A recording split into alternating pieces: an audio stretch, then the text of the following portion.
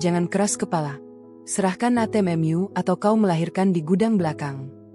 Bentak mertua.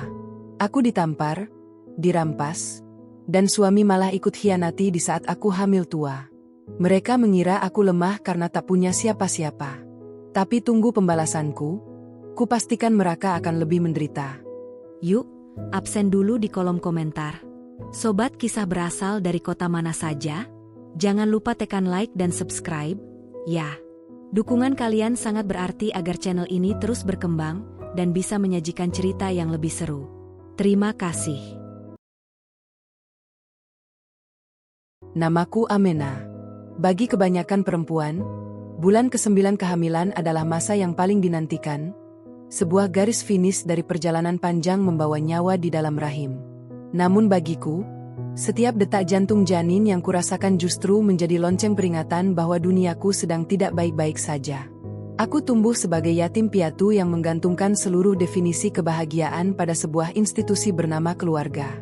Ketika Harun meminangku 2 tahun yang lalu, aku merasa telah menemukan pelabuhan terakhir. Harun adalah lelaki yang lembut, atau setidaknya begitulah citra yang ia bangun sebelum kami memutuskan untuk tinggal satu atap dengan ibunya, Ibu Salmah. Kini, di atas ranjang kayu yang mulai berderit setiap kali aku menggeser posisi duduk, aku menyadari bahwa pelabuhan yang kupilih ternyata adalah sebuah jebakan yang perlahan menenggelamkanku. Pagi ini, perutku terasa sangat kencang. Aku mengusap permukaan kulit perutku yang meregang, merasakan setiap gerak halus di dalam sana. Sabar ya, sayang, bisikku lirih. Aku harus kuat. Aku memiliki tabungan yang kukumpulkan dengan susah payah dari hasil bekerja sebagai guru honorer dan berjualan kue daring sebelum staminaku menurun drastis. Uang itu jumlahnya tidak seberapa bagi orang kaya, namun bagiku, itu adalah jaminan keselamatan.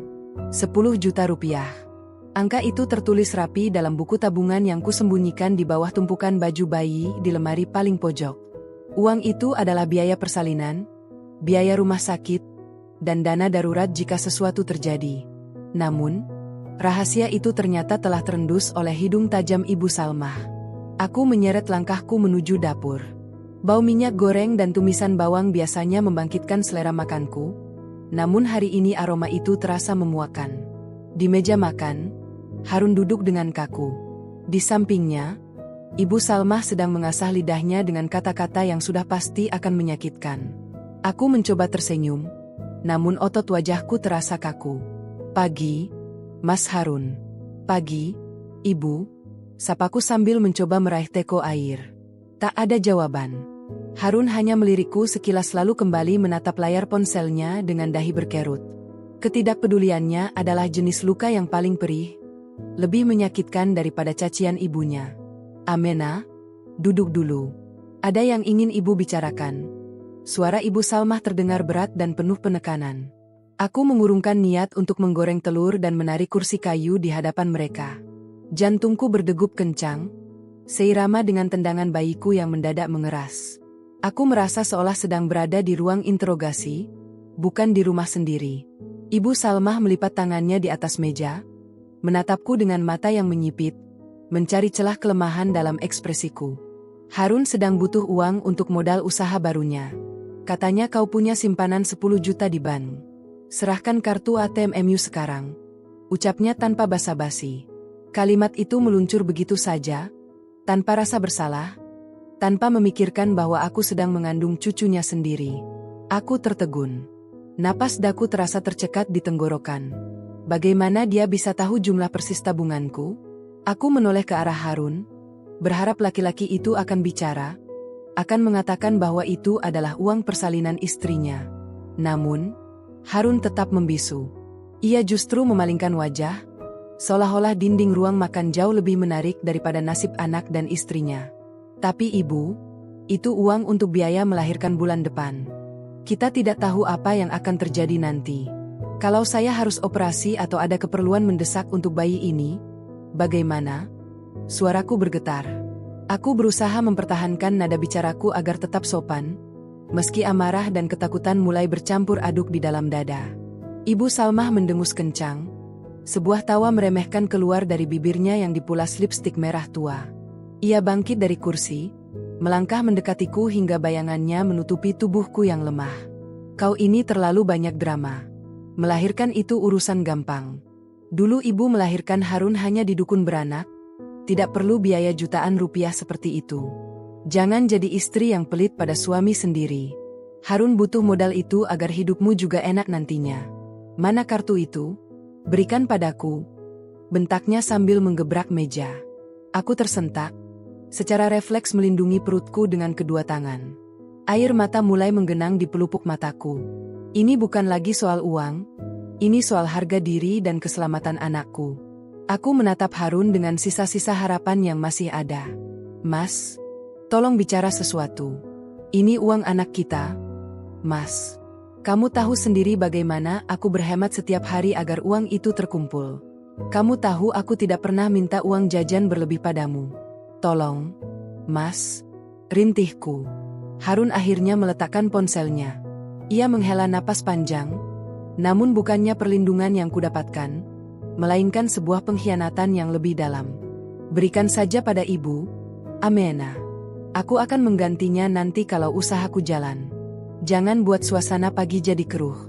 Aku pusing mendengar kalian bertengkar terus. Ucap Harun dingin. Kata-katanya seperti sembilu yang menyayat jantungku hingga hancur berkeping-keping. Dia lebih memilih ketenangan semu daripada keselamatan darah dagingnya sendiri. Aku merasa dikelilingi oleh tembok tinggi yang tidak punya celah untuk keluar. Di rumah ini, aku bukanlah seorang istri atau calon ibu yang dihormati. Aku hanyalah sebuah mesin ATM yang sedang diperas habis-habis keringatnya. Ibu Salmah melihat keraguanku dan ia kehilangan kesabaran. Tanpa peringatan, ia menarik kasar daster yang kukenakan, memaksaku untuk berdiri meski kakiku terasa sangat lemas. Jangan keras kepala.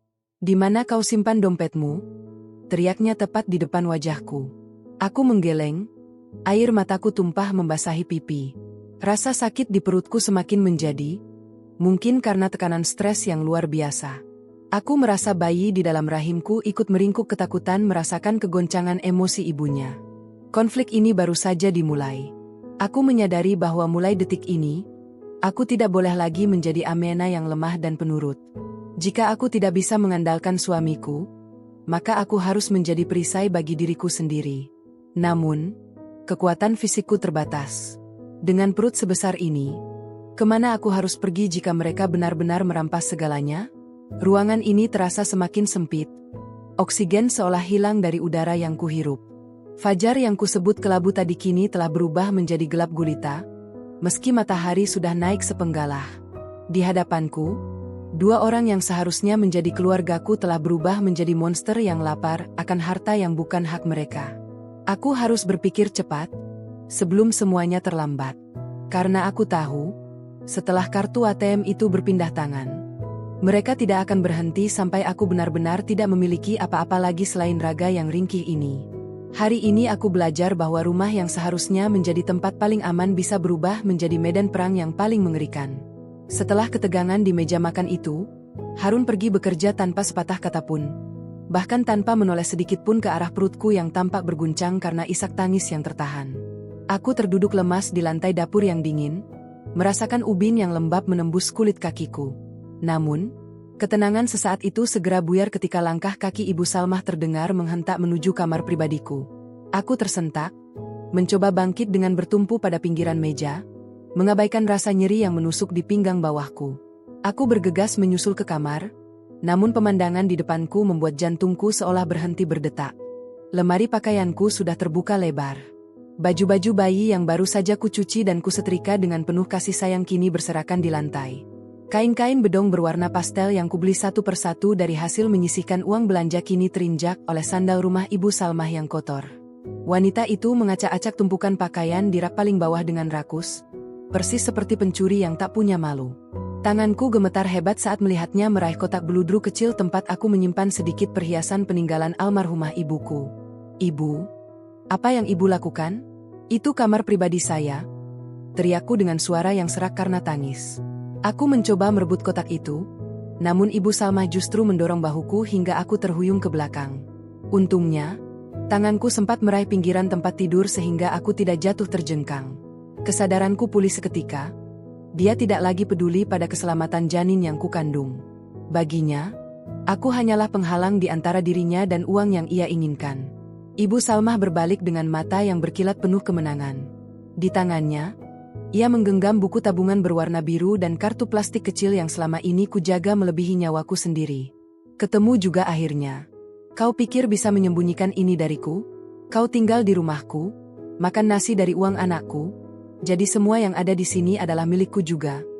Suaranya melengking tinggi, memantul di dinding kamar yang kini terasa seperti penjara. Aku menggelengkan kepala, air mata terus mengalir deras tanpa bisa kubendung. Rasanya sesak, seolah ada tangan tak kasat mata yang meremas paru-paruku hingga aku kesulitan mencari oksigen. Itu uang untuk rumah sakit. Ibu, bagaimana kalau nanti saya harus operasi sesar? Mas Harun tidak punya simpanan sebanyak itu, dan ibu tahu sendiri gaji Mas Harun sering habis untuk membayar utang-utang ibu. Aku mencoba melakukan pembelaan terakhir, berharap nuraninya sebagai seorang wanita masih tersisa sedikit saja. Namun, harapanku pupus saat ia justru melangkah mendekat dan menatapku dengan kebencian yang mendalam. Ia menjatuhkan buku tabunganku ke lantai, lalu menginjaknya dengan sengaja sebelum memasukkan kartu ATM itu ke dalam saku daster besarnya. Jangan sok tahu soal keuangan anakku. Harun itu berbakti, tidak seperti kau yang datang ke sini hanya membawa perut besar dan sifat pelit. Kalau kau harus operasi, ya itu nasibmu. Lagi pula, perempuan zaman dulu melahirkan di sawah pun jadi. Kau saja yang manja dan ingin kemewahan di rumah sakit. Ucapnya dengan nada meremehkan yang amat sangat menyakitkan. Ia kemudian melangkah keluar, sengaja menabrak bahuku lagi saat melewati pintu. Aku jatuh terduduk di atas tumpukan baju bayi yang kini kotor. Aku mengambil satu baju bayi bermotif jerapah, mendekapnya erat di dada, dan menangis sejadi-jadinya. Rasa sepi yang mencekam menyelimuti kamar itu. Aku menatap lemari yang kini kosong dari benda berharga. Hanya tersisa pakaian-pakaian lama yang sudah mulai menyempit. Aku merasa sangat bodoh. Aku merasa dikhianati oleh laki-laki yang kusebut suami. Bagaimana mungkin Harun membiarkan ibunya melakukan ini? Apakah dia benar-benar setuju? Atau dia memang pengecut yang lebih memilih kedamaian dirinya sendiri di atas keselamatan keluarganya? Aku mencoba meraih ponselku di atas nakas, hendak menghubungi Harun untuk terakhir kalinya, memohon agar ia mengembalikan hakku. Namun, saat aku menyalakan layarnya, sebuah pesan singkat masuk dari nomornya. Amena, jangan lawan ibu. Berikan saja apa yang dia mau. Aku lelah bekerja dan tidak mau pulang ke rumah yang penuh keributan. Kalau kau menurut, aku akan tetap menjagamu. Tapi kalau kau membangkang, jangan salahkan aku jika aku tidak pulang malam ini. Pesan itu adalah hantaman terakhir yang meruntuhkan benteng pertahananku. Harun bukan lagi pelindungku. Dia adalah sekutu dari penindasanku. Aku menyadari bahwa di rumah ini, tidak ada lagi cinta yang tersisa, yang ada hanyalah transaksi keserakahan. Aku mengusap perutku yang mulai terasa mulas secara berkala. Jangan sekarang, sayang. Tolong jangan lahir sekarang. Ibu belum punya tempat untuk kita tuju. Bisikku pada janin di rahimku. Aku harus bangkit. Aku tidak boleh membiarkan diriku hancur di sini. Sambil menahan perih di perut dan punggung, aku mulai mengumpulkan kembali baju-baju bayi yang berserakan. Aku memasukkannya ke dalam satu tas jinjing besar secara sembunyi-sembunyi. Jika mereka menganggap aku sudah tidak memiliki apa-apa, maka mereka salah. Aku masih memiliki harga diri dan naluri seorang ibu yang akan melindungi anaknya dari singa sekalipun. Aku memperhatikan gerak-gerik Ibu Salmah dari balik celah pintu. Ia sedang duduk di ruang tamu, menelepon seseorang dengan suara riang, membicarakan soal perhiasan baru yang ingin ia beli seolah-olah uang di ATM-ku adalah hadiah jatuh dari langit. Keserakahan itu benar-benar telah membutakan matanya. Ia tidak sadar bahwa dengan mengambil uang itu, ia telah memutus tali kepercayaan yang selama ini ku coba bangun. Aku kembali ke pojok kamar, merogoh saku rahasia di dalam tas kerjaku yang lama. Di sana, masih ada sisa uang tunai sebesar Rp500.000 yang sengaja kuselipkan untuk keadaan sangat darurat. Hanya ini yang kupunya sekarang. Rp500.000 dan sebuah tas berisi baju bayi. Ini adalah modal terakhirku untuk bertahan hidup. Aku harus menunggu saat yang tepat untuk keluar dari neraka ini, sebelum Ibu Salmah atau Harun menyadari bahwa budak yang mereka tindas ini sedang merencanakan pelarian demi masa depan yang lebih manusiawi. Malam mulai turun, membawa kegelapan yang lebih pekat daripada bayangan di sudut kamar. Aku berbaring dengan posisi miring, Mencoba memejamkan mata meski setiap saraf di tubuhku berteriak waspada. Di luar, suara tawa Ibu Salmah yang menonton televisi terdengar begitu kontras dengan kesunyian yang mencekam di dalam dadaku. Aku berjanji pada diriku sendiri dan pada bayi yang belum bernama ini, bahwa kami tidak akan hancur. Lemari yang kosong ini akan menjadi saksi bisu bahwa mulai besok, aku tidak akan lagi membiarkan siapapun menginjak-injak hidupku, bahkan mereka yang memanggil dirinya keluarga. Aku adalah Amena, dan perjuanganku untuk mendapatkan kembali setiap keping kehormatanku baru saja dimulai. Aku akan menunggu hingga fajar kembali menyingsing, dan saat mereka lengah, aku akan melangkah keluar tanpa pernah menoleh lagi ke belakang. Matahari mulai merangkak naik, namun suasana di dalam rumah ini tetap terasa mencekik. Seolah-olah oksigen telah dicuri oleh keserakahan yang memenuhi setiap sudut ruangan. Aku terbangun dengan rasa kaku di sekujur tubuh. Semalam aku nyaris tidak memejamkan mata. Telingaku terus terjaga menangkap setiap derap langkah di luar kamar. Ibu Salmah tampaknya sangat menikmati kekuasaan barunya setelah merampas kartu ATM milikku. Dari balik pintu, aku mendengar suara denting sendok yang beradu dengan piring porselen, disusul suara tawa renyah yang terdengar sangat asing sekaligus mengerikan di telingaku. Aku memaksa diriku bangkit, menyeret langkah menuju kamar mandi untuk membasuh wajah yang sembab, mencoba mengumpulkan sisa-sisa keberanian yang masih tercecer. Saat aku keluar dari kamar, pemandangan di ruang tengah membuat dadaku berdenyut nyeri. Ibu Salmah sedang duduk di sofa dengan beberapa brosur perhiasan emas dan katalog tas bermerek yang tersebar di atas meja. Ia tampak begitu bersemangat, seolah-olah uang yang ia ambil adalah harta warisan yang baru saja turun dari langit, bukan uang persalinan menantunya sendiri yang sedang hamil tua. Di sampingnya, Harun duduk sambil menyeruput kopi, wajahnya datar tanpa ekspresi, seolah-olah segala kekacauan kemarin hanyalah angin lalu yang tidak perlu dipikirkan lagi. Kehadiranku di ruangan itu tidak mereka gubris, seakan aku hanyalah bayangan yang kebetulan melintas. Harun, ibu rasa kalung emas yang ini sangat cocok untuk dipakai ke acara pernikahan saudara kita minggu depan. Harganya hanya 7 juta rupiah. Sisa uang di ATM Amena masih cukup banyak, kan? Tanya Ibu Salmah tanpa sedikit pun merendahkan suaranya. Ia sengaja menekankan setiap kata seolah ingin memastikan bahwa aku mendengarnya. Harun hanya mengangguk pelan, matanya tetap terpaku pada koran di tangannya. Terserah ibu saja. Yang penting ibu senang, jawab Harun singkat. Kalimat itu seperti ribuan jarum yang menusuk jantungku secara bersamaan.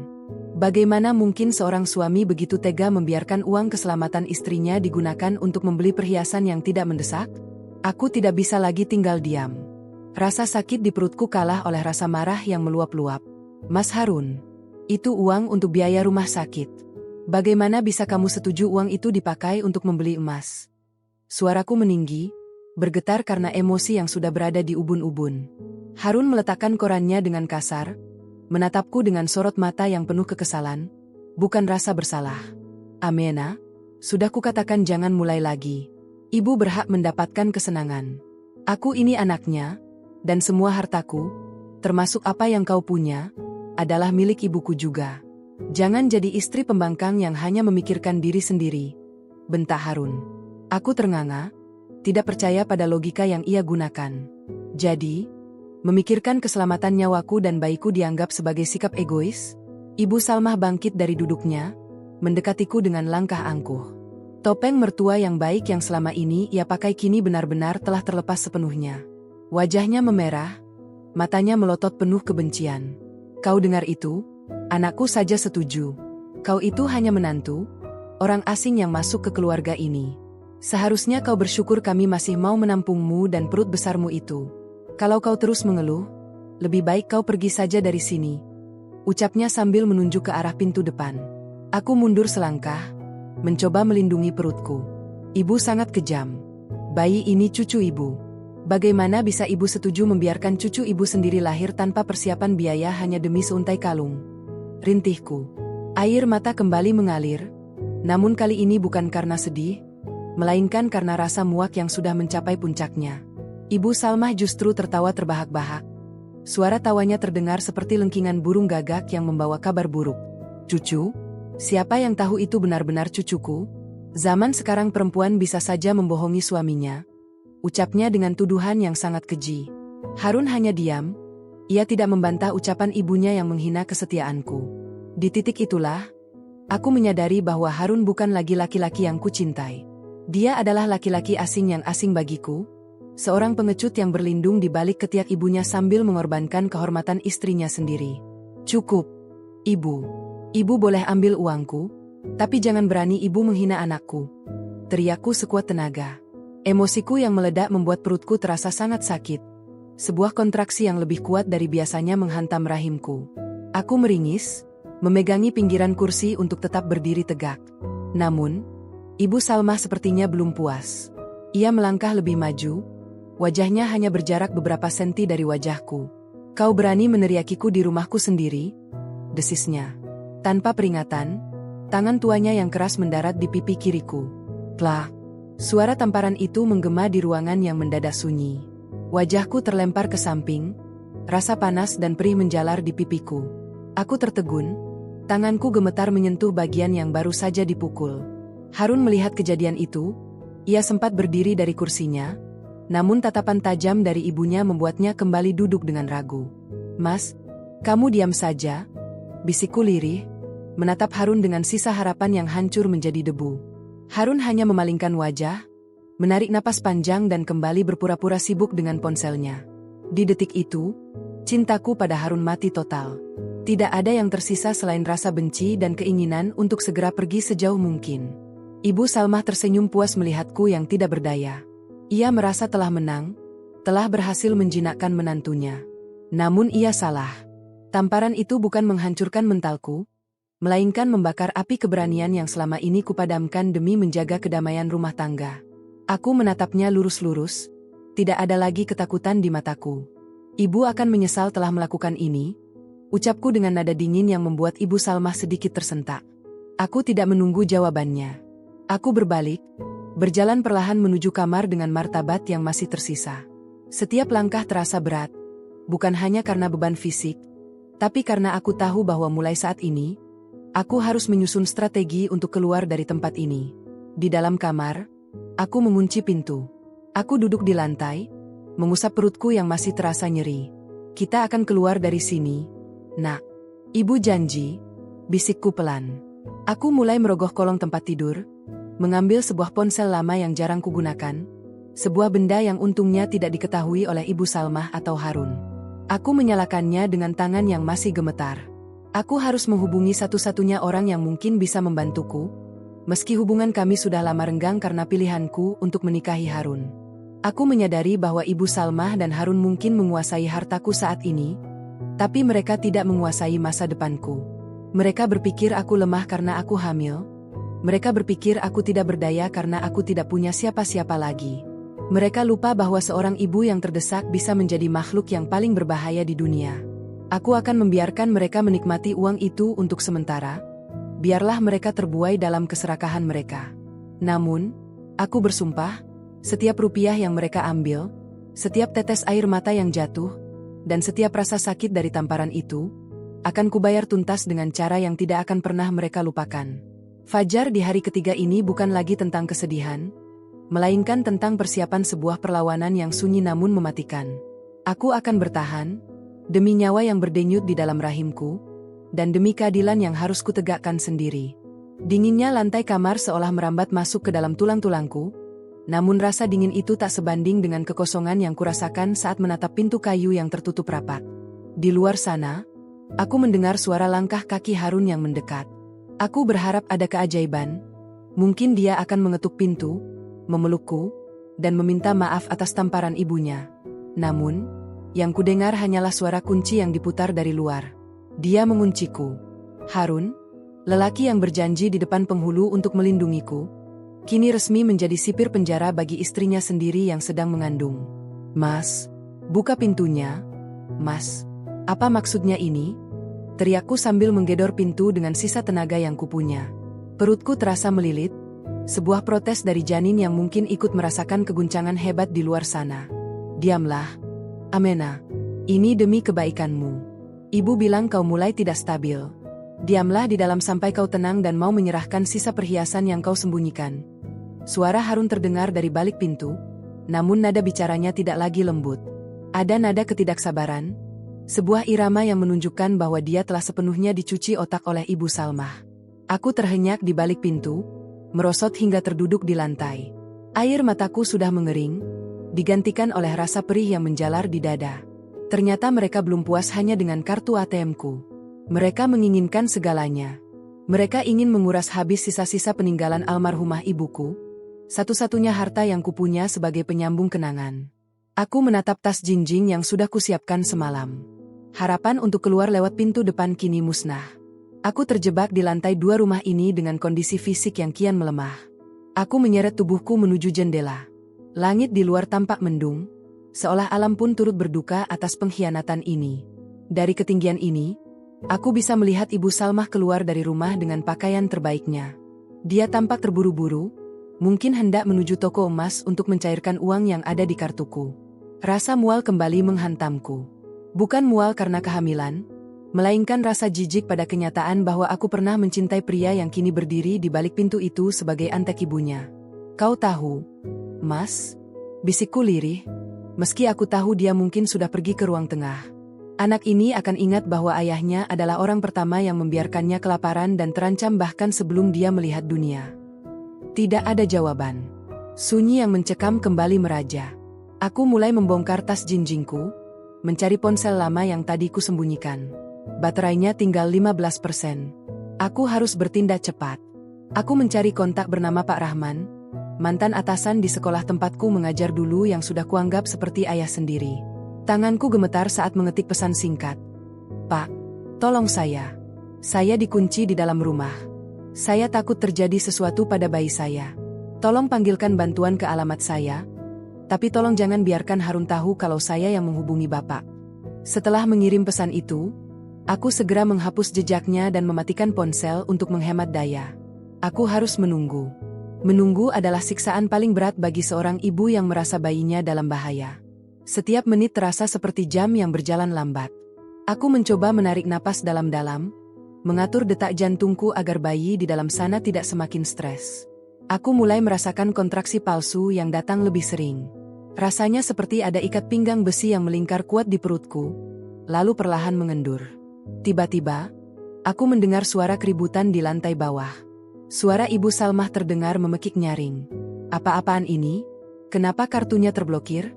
Harun, kau bilang uangnya ada 10 juta. Kenapa mesin itu bilang PIN salah dan kartu tidak bisa digunakan? Aku tersentak. Sebuah senyum tipis yang getir muncul di wajahku. Aku ingat sekarang. Kemarin, sesaat sebelum kartu itu diambil paksa, aku sempat mengganti kata sandinya melalui aplikasi di ponselku. Aku melakukan itu secara insting, sebuah tindakan pencegahan yang tidak kusangka akan memicu ledakan amarah secepat ini. Aku tahu ini berisiko, tapi aku tidak akan membiarkan mereka berpesta di atas penderitaanku tanpa perlawanan sedikit pun. Langkah kaki yang kasar terdengar menaiki tangga. Pintu kamarku digedor dengan sangat keras, seolah-olah akan rubuh. Amena, buka. Kau sengaja, kan? Kau mengerjai ibu? Teriak Harun dari luar. Suaranya penuh amarah, tidak ada lagi jejak cinta di sana. Aku diam, memejamkan mata rapat-rapat. Aku tahu mereka akan semakin gila setelah ini. Buka atau aku dobrak pintu ini. Ancam Harun lagi. Aku tetap membisu, meringkuk di sudut kamar sambil mendekap perutku. Di saat itulah, aku menyadari bahwa Harun benar-benar telah kehilangan kemanusiaannya. Dia bukan lagi pria yang pernah menjanjikanku surga. Dia hanyalah bayangan hitam yang dikendalikan oleh keserakahan ibunya. Puncak badai ini belum berakhir. Justru ini adalah awal dari kekacauan yang lebih besar. Namun di dalam ketakutanku, ada sebongkah kekuatan yang mulai mengeras. Jika mereka ingin berperang, maka aku akan memberikan mereka perang yang paling sunyi, hingga mereka sadar bahwa seorang ibu yang terhina adalah badai yang paling menghancurkan. Duniaku kini mengerucut menjadi hanya sepetak ruangan berukuran 4x4 meter. Disinilah aku, Amena, seorang calon ibu yang seharusnya sedang sibuk menata ranjang bayi, kini justru meringkuk di sudut kamar yang sempit sambil mendengarkan cacian yang menembus celah pintu. Harun terus mencoba memutar paksa gagang pintu. Namun karena kunci cadangan dipegang oleh Ibu Salmah yang sedang mengamuk di lantai bawah, ia hanya bisa melampiaskan amarahnya dengan tendangan-tendangan keras pada kayu jati itu. Setiap benturan membuat jantungku seolah melompat dari tempatnya. Aku merasa seperti binatang buruan yang terpojok di lubang persembunyiannya sendiri. Suasana kamar yang biasanya terasa hangat kini berubah menjadi sangat dingin dan asing. Aku menatap foto pernikahan kami yang masih tergantung di dinding. Di sana, Harun tersenyum begitu tulus, merangkul bahuku seolah ia adalah pelindung paling tangguh di jagat raya. Betapa naifnya aku saat itu. Aku tidak menyadari bahwa senyum itu hanyalah topeng yang akan luruh begitu ibunya menuntut bakti dalam bentuk uang. Aku merasa sangat kesepian. Kesepian di dalam rumah yang penuh orang adalah jenis penderitaan yang paling menyesakkan dada. Aku membelai perutku, merasakan gerakan janin yang kini terasa lebih lambat, seolah ia pun sedang kelelahan menghadapi badai emosi yang kuhadapi. Kau pikir kau pintar, Ameena? Teriak Harun lagi dari balik pintu. Ibu sangat malu di depan kasir toko emas tadi. Kau sengaja ingin mempermalukan keluarga kami? Segera ubah kembali kata sandinya melalui ponselmu, atau aku tidak akan memberimu makan seharian ini. Ancaman itu membuat perutku mulas. Bukan karena lapar, tapi karena rasa tidak percaya. Suamiku sendiri tega mengancam akan membiarkan istrinya yang hamil tua kelaparan hanya karena masalah kartu ATM. Aku tidak menjawab. Aku tahu, jika aku bersuara, itu hanya akan memicu amarahnya lebih jauh. Aku merangkak menuju jendela, berharap melihat mobil Pak Rahman atau siapapun yang bisa membawaku pergi dari sini. Namun, jalanan di depan rumah masih sepi. Hanya ada tukang sayur yang lewat, tidak menyadari bahwa di dalam salah satu rumah megah itu, ada seorang perempuan yang sedang sekarat secara mental. Aku mencoba mencari celah untuk keluar. Jendela kamarku berada di lantai 2, terlalu tinggi untuk kulompati dalam kondisi perut sebesar ini. Jika aku jatuh, aku mungkin akan kehilangan bayiku seketika. Aku kembali ke tempat tidur, meraih ponsel lama yang tadi kumatikan. Aku menyalakannya kembali dengan tangan gemetar.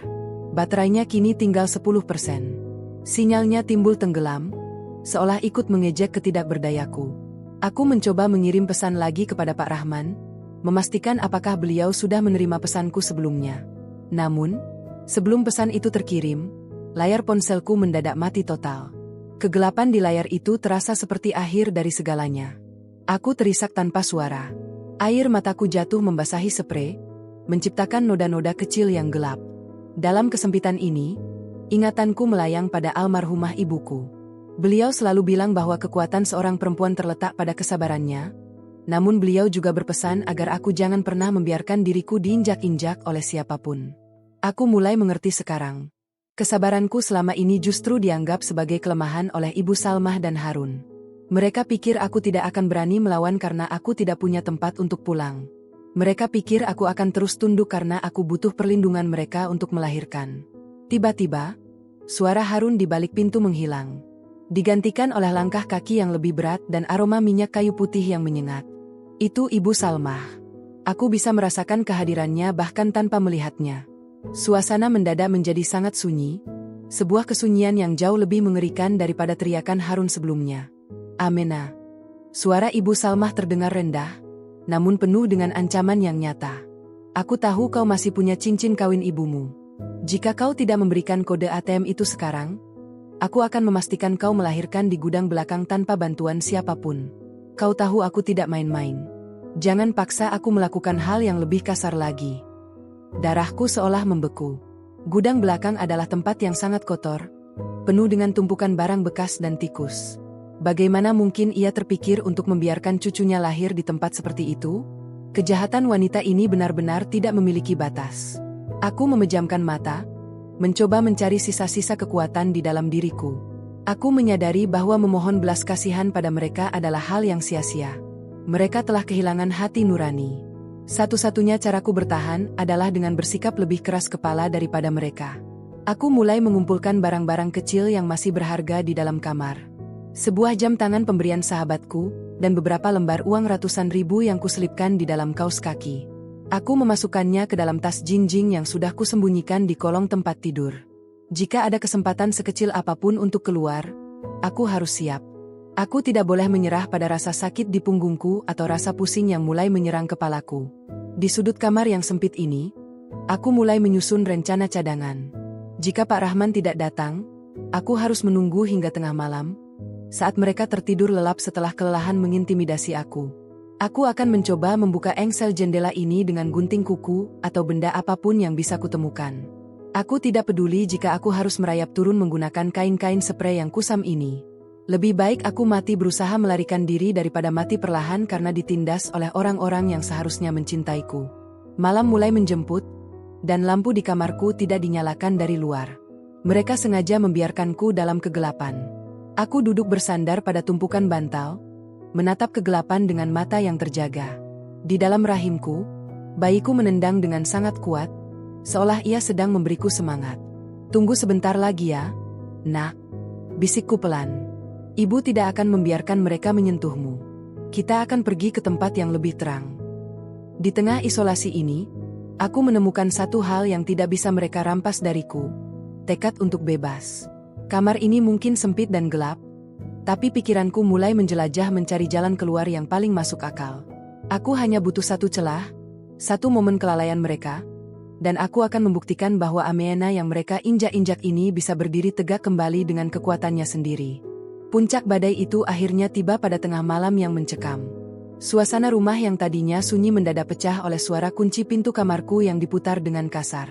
Aku tersentak dari dudukku, mencoba melindungi perutku dengan tangan yang gemetar. Pintu terbuka lebar, menabrak dinding dengan suara dentuman yang memekakkan telinga. Di ambang pintu, Ibu Salmah berdiri dengan wajah yang merah padam, sementara Harun berdiri di belakangnya dengan tatapan kosong yang jauh lebih menyakitkan daripada kemarahan ibunya. Di tangan Ibu Salmah, ada sebuah tang catut yang ia ambil dari gudang. Matanya berkilat penuh kegilaan yang belum pernah kulihat sebelumnya. "Mana perhiasan ibumu? Mana?" teriak Ibu Salmah sambil melangkah maju. Ia tidak lagi peduli pada sopan santun atau kemanusiaan.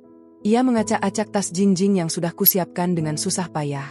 Baju-baju bayi yang sudah kutata rapi kembali terlempar ke segala arah.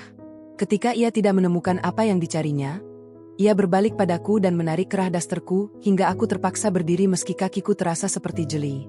"Ibu, tolong berhenti. Saya tidak punya apa-apa lagi," rintihku.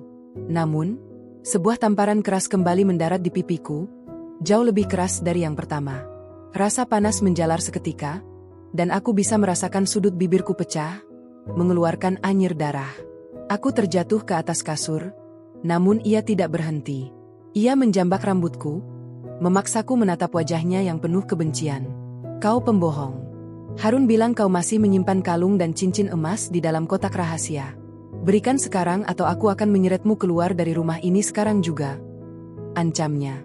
Aku menoleh ke arah Harun, memohon perlindungan dengan sisa-sisa harapan yang kumiliki. Namun, Harun justru mendekat dan memegang tanganku dengan kuat, menahanku agar tidak bisa melawan saat ibunya menggeledah tubuhku.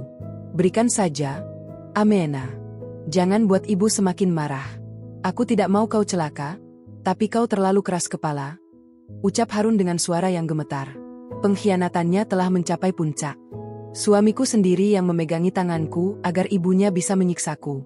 Di saat itulah, rasa sakit di perutku mencapai titik yang tak tertahankan.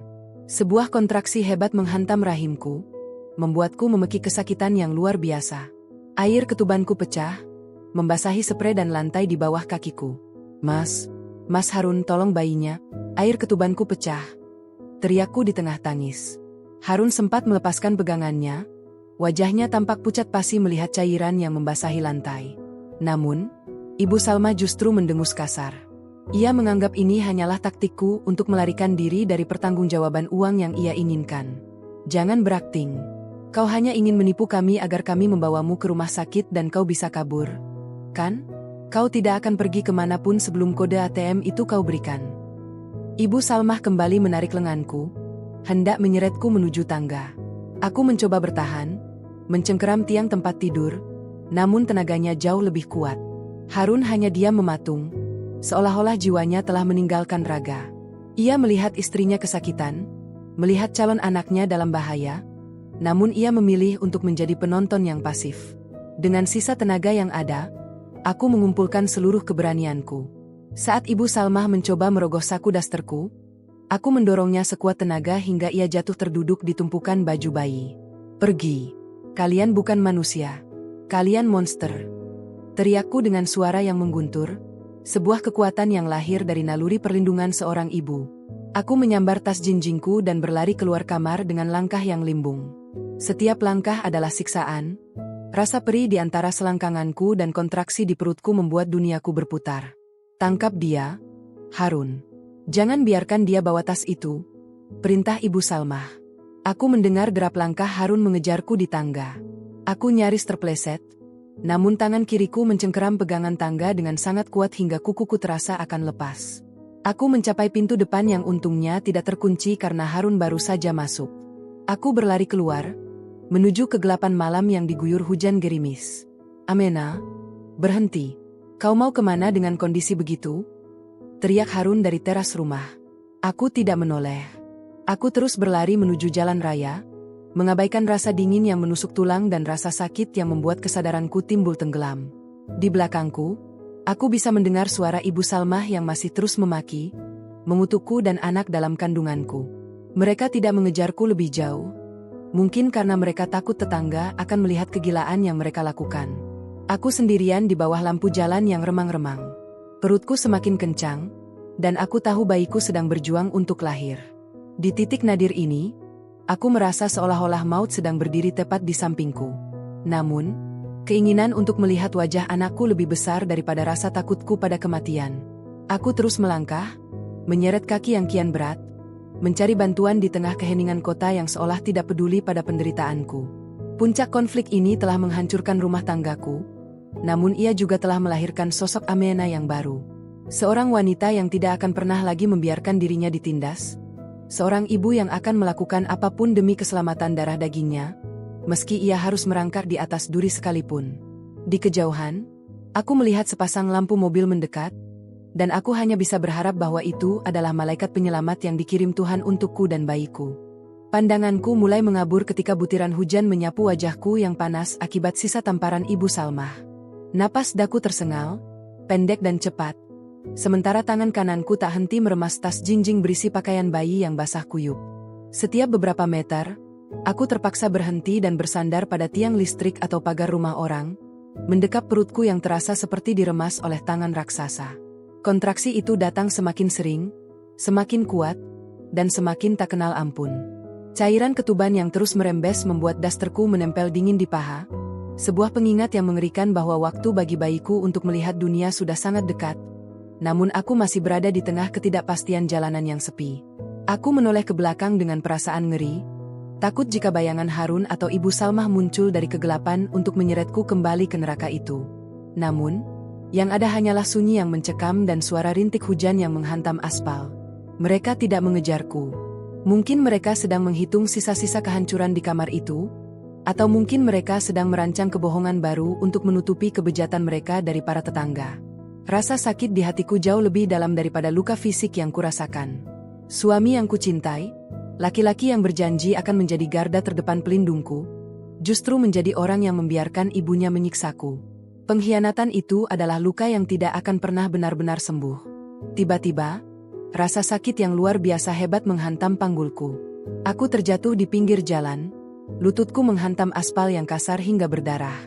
Aku mengerang kesakitan, mencoba memanggil bantuan, namun suaraku hanya terdengar seperti bisikan yang ditelan angin malam. Di titik ini, aku merasa nyawaku berada di ujung tanduk. Bayiku seolah mendesak ingin keluar, namun kekuatanku sudah hampir habis. Aku memejamkan mata, memikirkan wajah ibuku. Ibu, tolong Amena, rintihku dalam hati. Aku tidak boleh menyerah di sini. Jika aku mati, bayiku juga akan mati. Aku harus bertahan demi nyawa yang belum sempat mencium aroma bumi ini. Di tengah kesakitan yang hampir membuatku pingsan, seberkas cahaya lampu mobil menyinari tubuhku yang tergeletak payah. Aku menutup mata dengan silau, mencoba melambaikan tangan dengan lemah. Suara decit rem terdengar memekik, disusul oleh suara pintu mobil yang dibuka dengan tergesa-gesa. Seseorang berlari mendekatiku. Aku tidak bisa melihat wajahnya dengan jelas, namun aku merasakan sepasang tangan yang kuat namun lembut merangkul bahuku. Ya Tuhan, Amena, apakah itu kau? Suara itu terdengar sangat familiar. Suara yang berat namun penuh kewibawaan. Aku mengerjapkan mata, mencoba memfokuskan pandangan. Di hadapanku berdiri seorang pria dengan wajah yang dipenuhi kekhawatiran. Itu Pak Rahman, mantan atasanku yang tadi ku coba hubungi.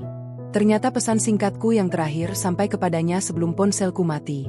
Beliau tidak datang ke rumah Harun, melainkan berkeliling di sekitar kompleks setelah melihat pesan daruratku, merasa ada yang tidak beres ketika tidak mendapati tanda-tanda kehadiranku di sana. Pak Tongbe saya. Bisikku sebelum segalanya menjadi gelap. Pak Rahman dengan cekatan mengangkat tubuhku, memindahkanku ke kursi belakang mobilnya yang hangat. Ia melajukan kendaraannya dengan kecepatan tinggi menuju rumah sakit terdekat. Di dalam mobil, aku sempat terbangun sebentar. Aku melihat Pak Rahman sibuk menelepon seseorang, memberikan instruksi dengan nada tegas. Ia tidak hanya membawaku ke rumah sakit biasa, ia membawaku ke tempat di mana ia memiliki kerabat dokter yang bisa menjamin keselamatanku tanpa banyak tanya tentang masalah keluargaku. Sesampainya di rumah sakit, aku langsung dilarikan ke ruang bersalin. Lampu-lampu koridor yang putih terang melesat cepat di atas mataku. Para perawat sibuk menyiapkan peralatan, sementara dokter memberikan aba-aba padaku untuk tetap bernapas. Rasa sakit itu mencapai puncaknya, sebuah perjuangan hidup dan mati yang harus kulalui sendirian tanpa kehadiran seorang suami. Namun, anehnya, aku tidak merasa takut lagi. Kehadiran Pak Rahman yang menunggu di luar memberiku sedikit rasa aman yang selama ini tidak kudapatkan di rumah Harun. Ayo, Amena, sedikit lagi, demi anakmu, seru dokter itu. Aku mengumpulkan seluruh sisa energi yang kupunya. Aku membayangkan wajah Ibu Salmah yang serakah dan Harun yang pengecut. Aku ingin membuktikan pada mereka bahwa aku bisa bertahan. Aku ingin membuktikan bahwa mereka tidak akan bisa menghancurkanku. Dengan satu dorongan terakhir yang menguras seluruh jiwaku, suara tangisan bayi yang melengking tinggi akhirnya memecah ketegangan di ruangan itu. Tangisan itu adalah musik terindah yang pernah kudengar seumur hidupku. Air mataku tumpah, namun kali ini adalah air mata kebahagiaan yang murni. Perawat meletakkan sosok kecil yang masih berlumuran darah itu di dadaku. Hangat. Sangat hangat. Aku mencium keningnya, merasakah detak jantungnya yang kecil beradu dengan detak jantungku yang masih tidak stabil. Kita selamat, nak, bisikku lirih. Di luar sana, hujan mulai reda, menyisakan hawa sejuk yang menenangkan. Aku tahu bahwa perjuanganku setelah ini tidak akan mudah. Harun dan ibunya pasti akan mencariku, entah untuk meminta maaf atau untuk kembali merampas apa yang mereka anggap milik mereka. Namun, sambil menatap wajah mungil di pelukanku, aku bersumpah bahwa tidak akan ada lagi tamparan yang mendarat di pipiku, dan tidak akan ada lagi air mata yang jatuh karena keserakahan orang lain.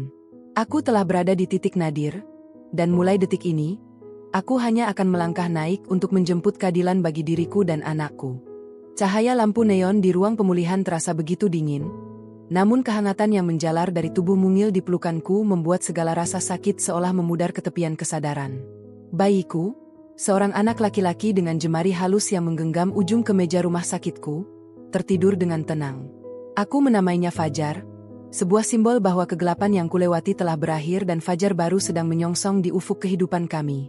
Di samping tempat tidurku, Pak Rahman duduk dengan raut wajah yang masih menyimpan gurat kecemasan, namun ada kelegaan yang terpancar dari binar matanya saat melihatku terjaga. Beliau telah menjadi malaikat tanpa sayap yang menyelamatkan kami dari maut di pinggir jalan itu. Istirahatlah, Amena. Jangan pikirkan apapun untuk saat ini. Dokter bilang kondisi fisikmu cukup stabil, meski kau kehilangan banyak energi. Suara Pak Rahman terdengar menenangkan. Beliau meletakkan segelas air hangat di atas nakas. Aku mencoba untuk tersenyum, meski sudut bibirku yang pecah karena tamparan Ibu Salmah masih terasa nyeri dan berdenyut. Setiap kali aku memejamkan mata, bayangan Harun yang memegangi tanganku agar ibunya bisa menyiksaku kembali muncul seperti mimpi buruk yang enggan pergi. Aku menyadari bahwa rumah yang kutinggalkan itu bukan lagi tempat tinggal, melainkan sebuah sarang monster yang siap menelan jiwaku kapan saja. Pak, mereka mengambil kartu ATM saya. Mereka juga mengunci saya di kamar, bisikku dengan suara serak. Air mata kembali menggenang, namun aku segera menyekanya. Aku tidak ingin terlihat lemah lagi. Pak Rahman menghela napas panjang, ia menarik kursi lebih dekat. Ternyata, selama aku tidak sadarkan diri, Pak Rahman tidak tinggal diam. Beliau telah menghubungi seorang rekan pengacara dan mulai mengumpulkan informasi tentang apa yang sebenarnya terjadi di balik sikap Harun yang berubah drastis dalam beberapa bulan terakhir. Ada sesuatu yang harus kau ketahui, Amena. Dan ini mungkin akan terasa pahit, ucap Pak Rahman dengan nada hati-hati. Beliau mengeluarkan sebuah map coklat dari tasnya. Di dalamnya terdapat beberapa lembar cetakan rekening koran dan catatan utang yang atas namanya bukan milik Ibu Salmah, melainkan atas nama Harun. Jantungku berdegup kencang. Selama ini aku mengira Ibu Salmah yang serakah dan memaksa Harun untuk membiayai gaya hidupnya. Namun kenyataan yang terpampang di depan mataku jauh lebih busuk dari itu. Harun ternyata telah terjerat dalam lingkaran perjudian daring yang sangat parah sejak setahun yang lalu. Semua uang gaji yang ia katakan habis untuk membayar utang ibunya, sebenarnya ia gunakan untuk menutupi kekalahan judinya. Ibu Salmah, dalam keserakahan dan kebutaannya membela anak semata wayang, justru ikut serta membantu Harun mencari dana tambahan dengan cara menekan dan memeras hartaku.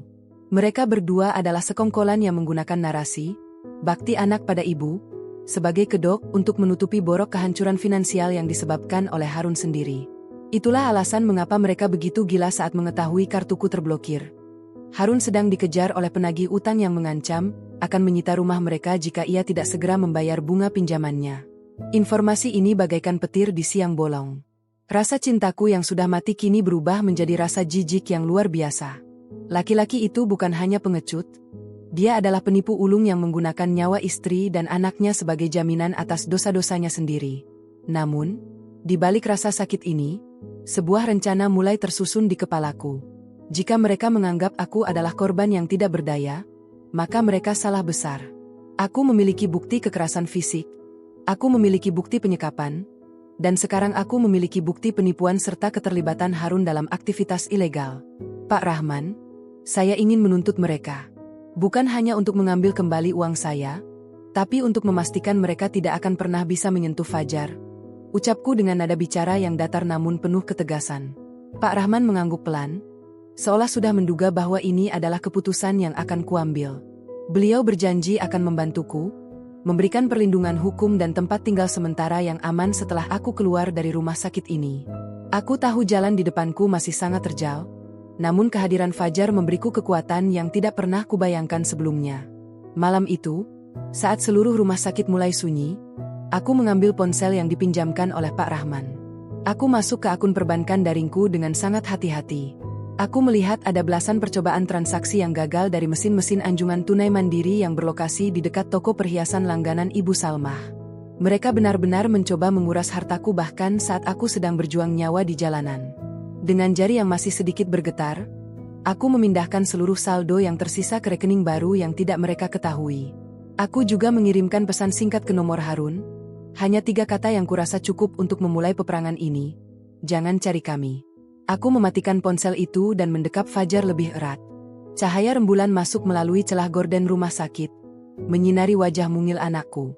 Dia adalah cahaya di balik mendung yang selama ini menyelimuti hidupku. Ibu Salmah dan Harun mungkin berpikir mereka telah menang karena berhasil mengusirku, namun mereka tidak sadar bahwa mereka baru saja melepaskan seekor induk singa yang tidak akan berhenti sebelum keadilan ditegakkan.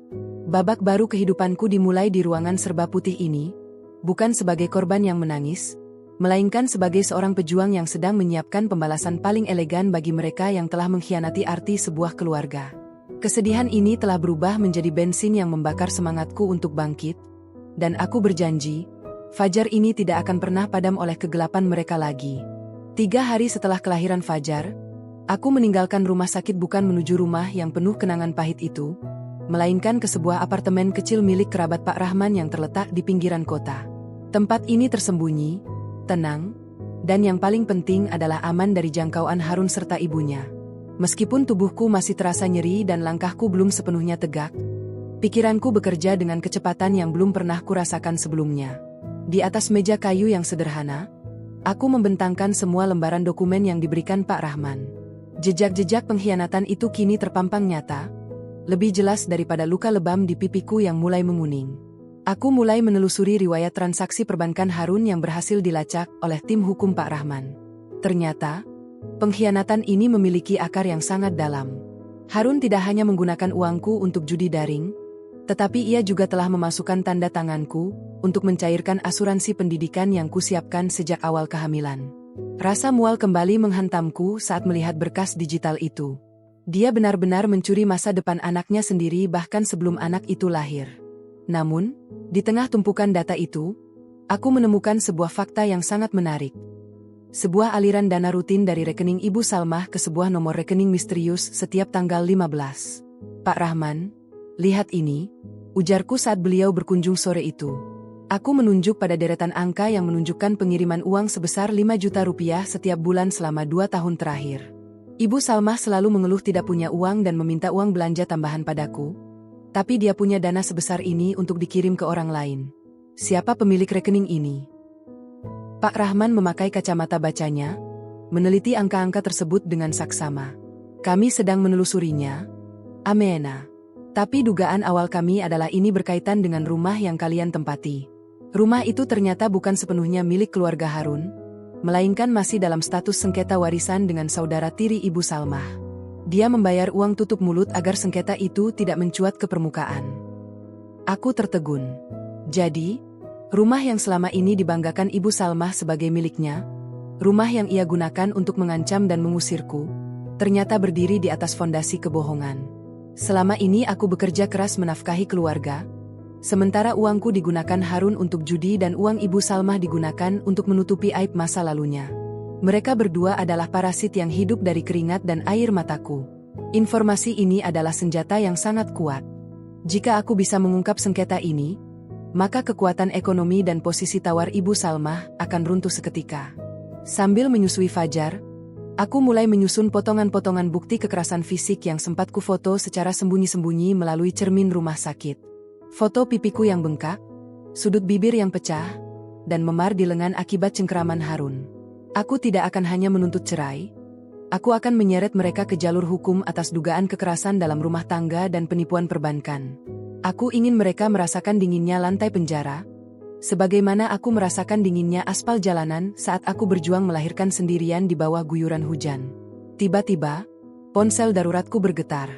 Sebuah pesan masuk dari nomor yang tidak kukenal, namun aku tahu itu adalah Harun. Isinya penuh dengan permohonan maaf yang palsu dan kata-kata manis yang memuakkan.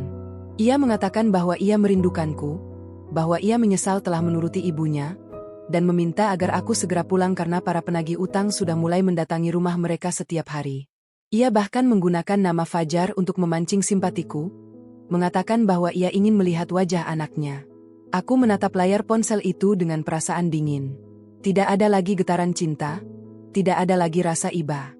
Penyesalannya bukan karena ia menyadari kesalahannya, melainkan karena sumber uangnya telah menghilang. Dia ketakutan karena tidak ada lagi yang bisa diperas untuk membayar utang-utang konyolnya. Aku tidak membalas pesan itu dengan kata-kata.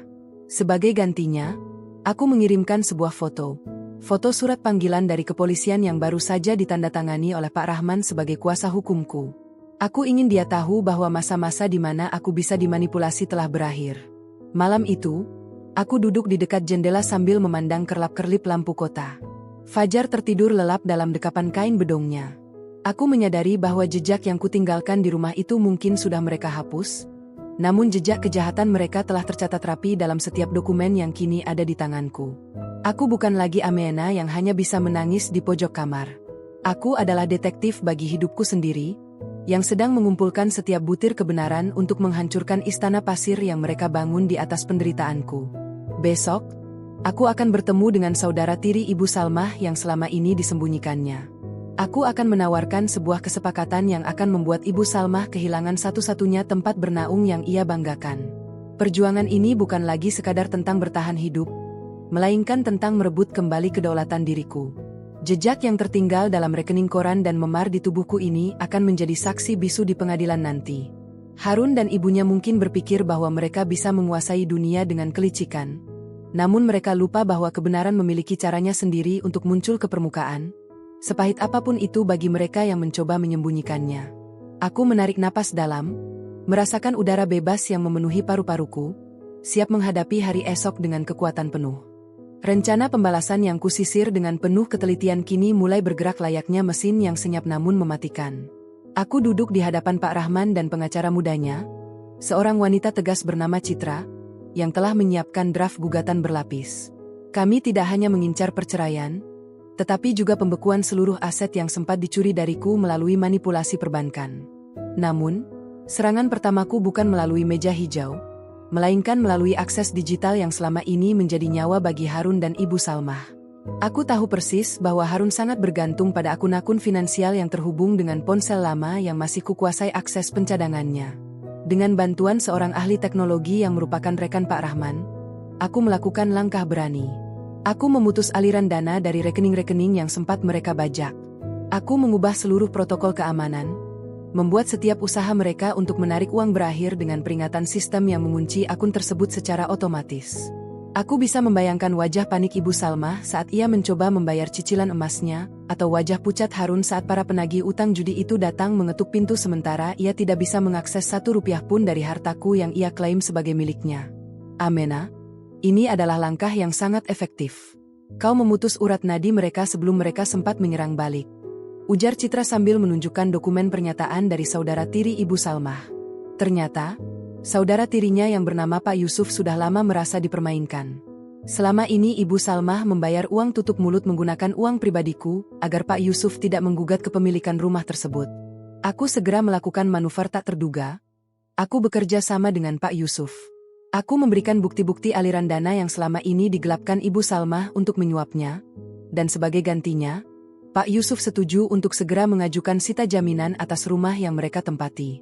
Pembalasan yang senyap ini jauh lebih memuaskan daripada teriakan kemarahan. Aku tidak perlu memaki mereka di depan umum. Aku cukup menarik karpet dari bawah kaki mereka hingga mereka terjatuh sendiri ke dalam lubang keserakahan yang mereka gali. Sore itu, ponselku bergetar hebat. Puluhan panggilan masuk dari Harun dan Ibu Salma bergantian meneror layarku.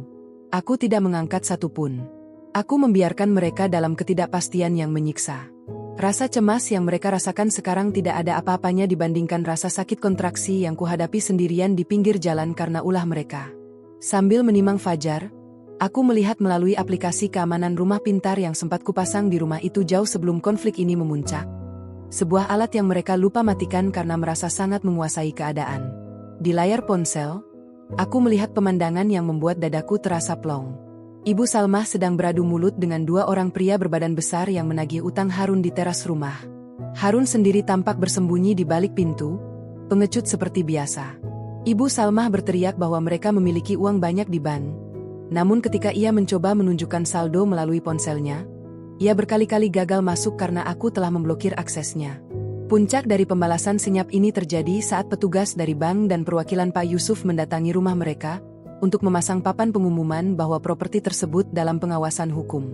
Melalui kamera tersembunyi, aku melihat Ibu Salma jatuh pingsan di teras, sementara Harun hanya bisa memegangi kepalanya dengan putus asa. Semua kemewahan semu yang mereka curi dariku lenyap dalam sekejap mata. Uang persalinanku, perhiasan ibuku, dan setiap tetes keringatku yang mereka rampas kini kembali ke dalam kendali hukum yang akan mengembalikannya padaku. Kau merasa puas? Tanya Pak Rahman lembut saat melihatku terdiam menatap layar. Aku menarik napas panjang, mencium ubun-ubun fajar yang berbau harum minyak telon. Bukan puas dalam arti dendam, Pak. Tapi aku merasa adil. Aku ingin anakku tahu bahwa ibunya bukan orang yang bisa diinjak-injak begitu saja. Aku ingin dia lahir di dunia di mana kebenaran memang harus diperjuangkan, bukan hanya ditunggu.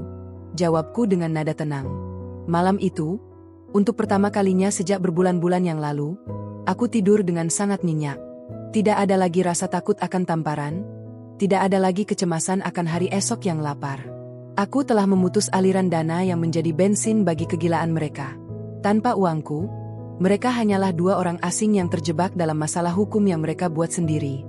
Ibu Salma mungkin masih memiliki lidah yang tajam, tapi tanpa harta yang bisa ia pamerkan, ia kehilangan taringnya di hadapan para tetangga yang selama ini ia rendahkan. Harun mungkin masih suamiku di atas kertas, tapi di dalam sistem kehidupanku, dia sudah menjadi kesalahan sistem yang telah berhasil kuhapus secara permanen.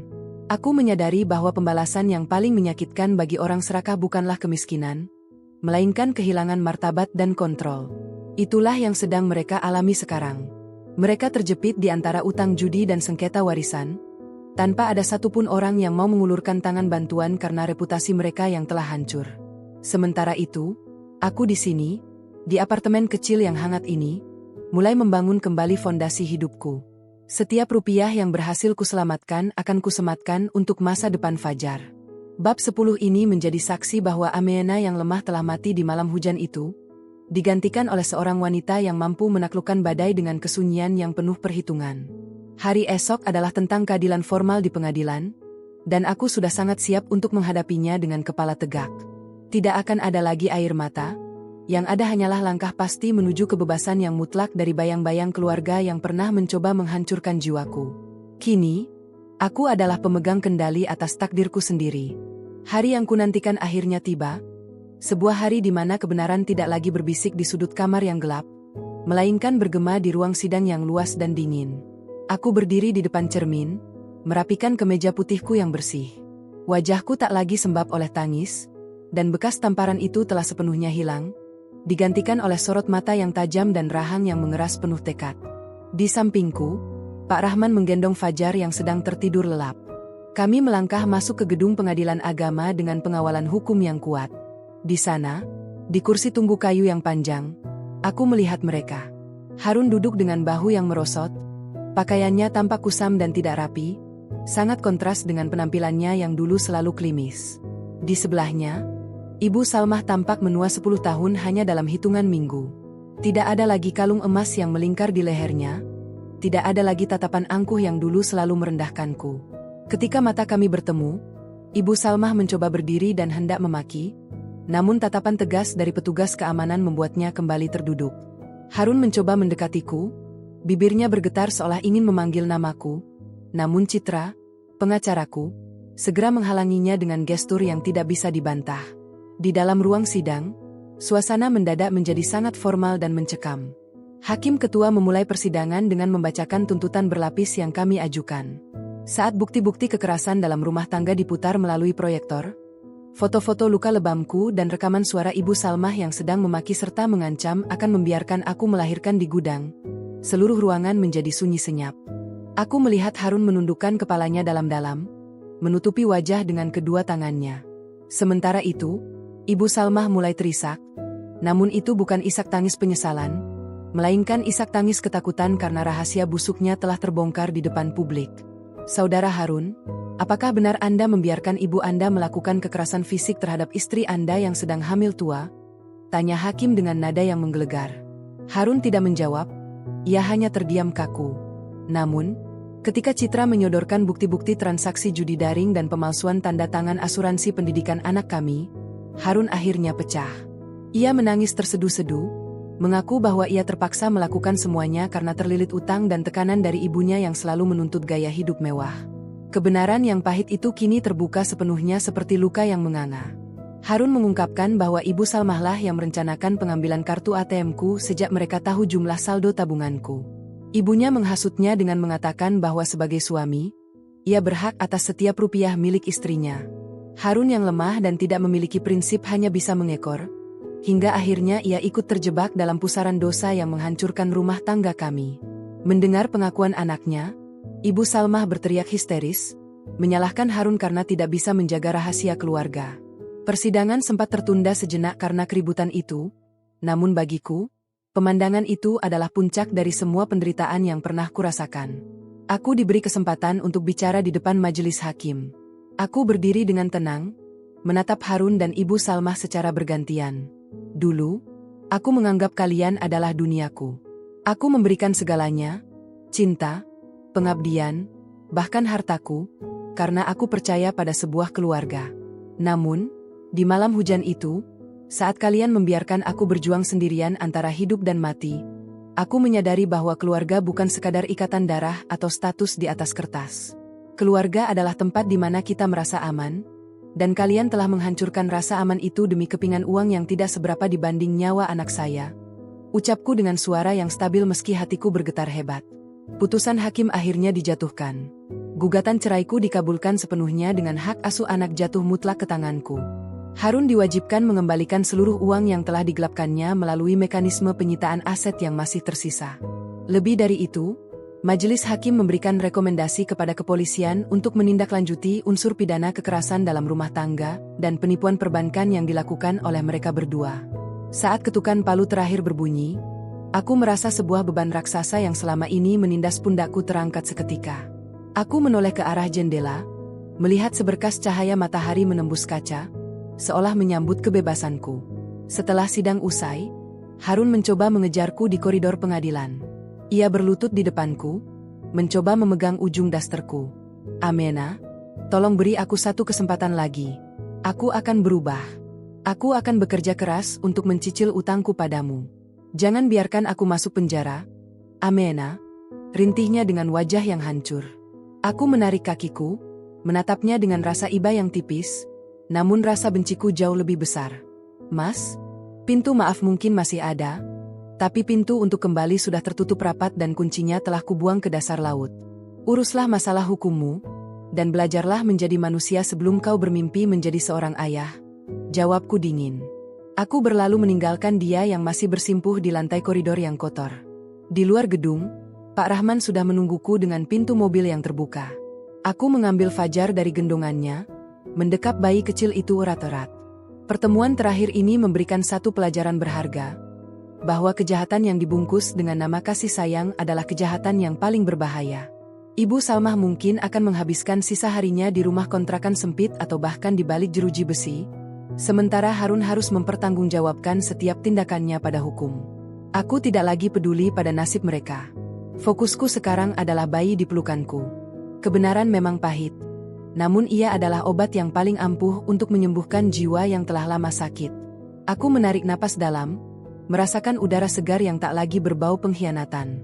Perjalanan ini panjang dan berdarah, namun akhirnya aku sampai pada titik di mana aku tidak lagi perlu menoleh ke belakang dengan rasa takut. Babak kelam itu telah berakhir di sini, di bawah ketukan palu hakim yang memberikan keadilan bagi mereka yang dizalimi.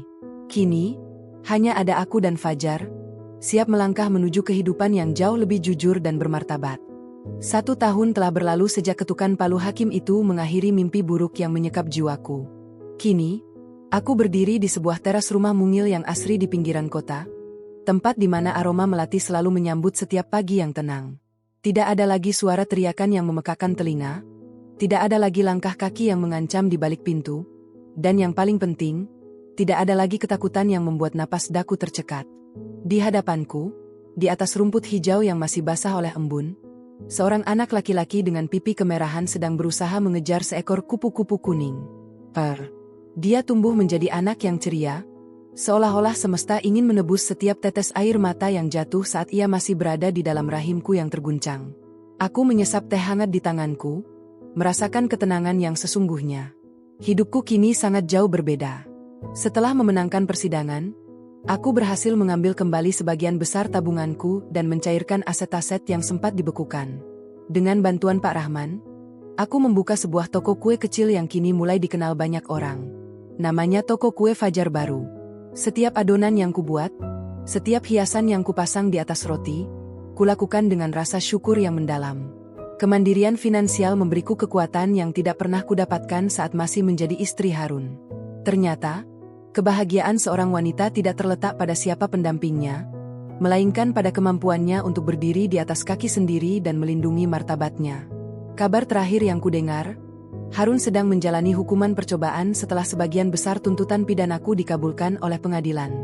Dia kehilangan segalanya, pekerjaan, reputasi, dan kepercayaan dari semua orang yang mengenalnya. Ibu Salmah kini tinggal di sebuah kamar sewa yang sempit di sudut kota yang kumuh, karena rumah sengketa itu akhirnya jatuh ke tangan Pak Yusuf.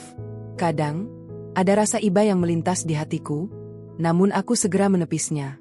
Mereka bukan lagi bagian dari duniaku. Luka yang mereka torehkan sudah mengering, menyisakan bekas yang menjadi pengingat bahwa aku adalah seorang penyintas, bukan sekadar korban. Pagi ini, matahari bersinar sangat cerah, seolah-olah langit ikut merayakan hari ulang tahun Fajar yang pertama. Aku sedang menata beberapa balon berwarna biru dan putih di sudut ruangan saat pintu depan diketuk perlahan. Itu Pak Rahman.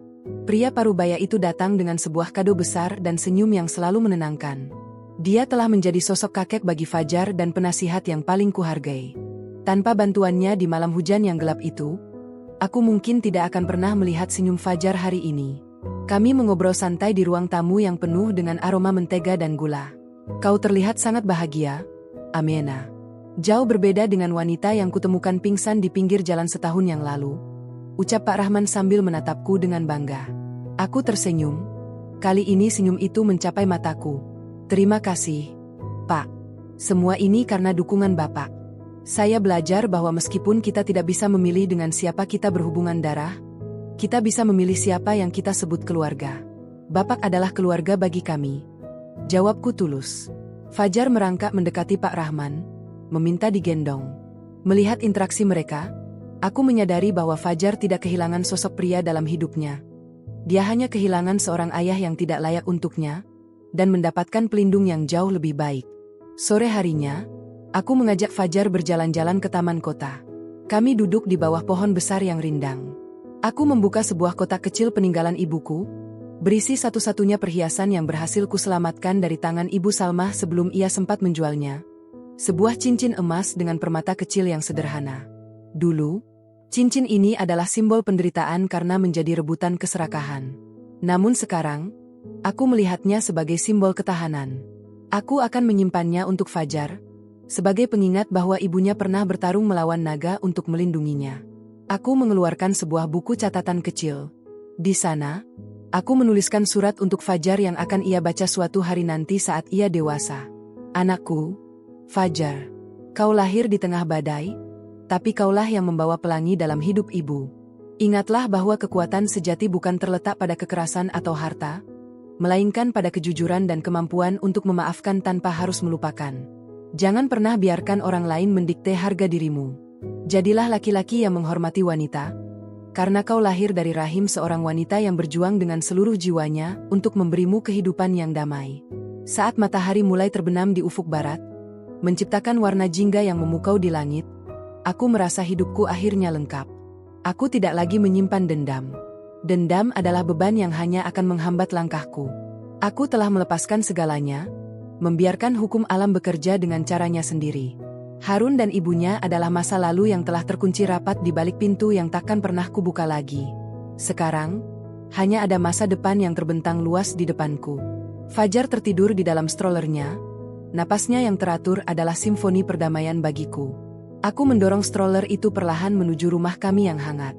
Di sepanjang jalan, aku melihat orang-orang berlalu lalang, masing-masing dengan ceritanya sendiri. Namun aku tahu, ceritaku adalah tentang kemenangan cinta seorang ibu atas keserakahan manusia.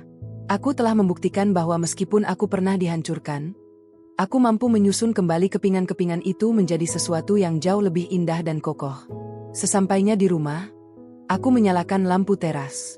Cahaya kuning yang hangat menyiram halaman depan. Aku menarik napas dalam, menghirup udara malam yang segar. Tidak ada lagi sesak di dada, tidak ada lagi gemetar di tangan. Aku adalah Amena, seorang ibu, seorang pengusaha, dan seorang wanita yang merdeka. Fajar yang baru benar-benar telah menyingsing dalam hidupku. Segala luka, tamparan, dan pengkhianatan itu telah berubah menjadi pupuk yang menumbuhkan keberanian luar biasa dalam diriku.